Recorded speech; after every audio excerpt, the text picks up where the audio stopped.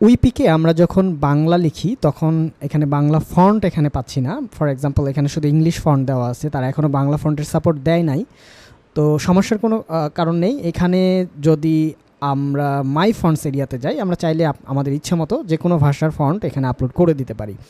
তো এজন্য প্রথমে আপনাকে ফন্টটা ডাউনলোড করতে হবে। আর ফন্ট ডাউনলোড করার জন্য গুগল fonts.google.com এখান থেকে আপনারা ডাউনলোড করতে পারেন। এখানে ল্যাঙ্গুয়েজে গিয়ে বেঙ্গলি যদি আপনি সিলেক্ট করেন তাহলে ইচ্ছামতো আপনারা যে কোনো একটা ফন্ট পছন্দ মতো চাইলে ডাউনলোড করে, ফর এক্সাম্পল এইটা যদি আপনার পছন্দ হয় তাহলে ডাউনলোড ফ্যামিলিতে ক্লিক করলেই এই ফন্টের জিপ ফাইলটি ডাউনলোড হয়ে যাবে।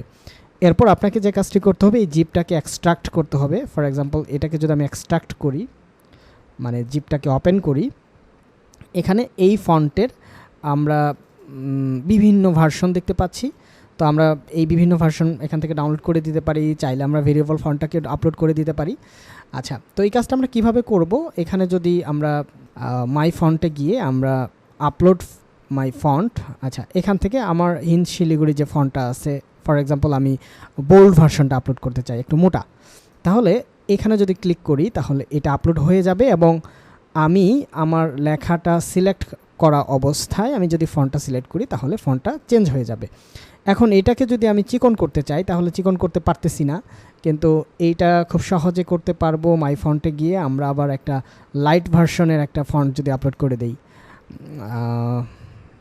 এখানে দেখতে পাবেন যে আরেকটা ফন্ট চলে আসলো। এবং এখন যদি আমি এটা সিলেক্ট করি তাহলে লেখাটা অনেক চিকন হয়ে যাবে।